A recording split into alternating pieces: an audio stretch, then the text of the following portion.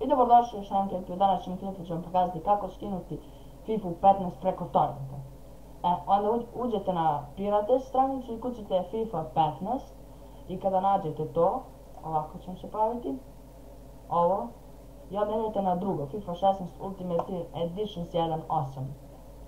I onda kada dođete na ovu stranicu, sad čekajte malo da se učita. Tako.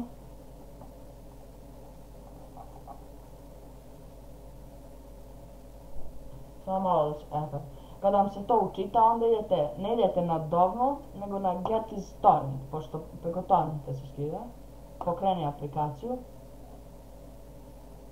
I onda kada vam se ovo ovako pojavi, vi samo kliknete OK, ili ako nemate FIFA, pojavit će vam se da skinete FIFA 15. I tako. Samo da kažem šta vam koliko jako treba. Treba vam 6 GB rama, procesor 1 GB, grafička također 1 GB.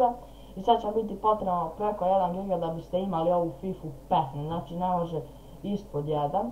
I ako vam se svidio ovaj klip, obavezno ostavite like, share i subscribe. Postavite sva pitanja koje želite dole u komentaru i hvala vam što ste pogledali ovaj video. Hvala vam puno, vidimo se vrlo uskoro. Ćao!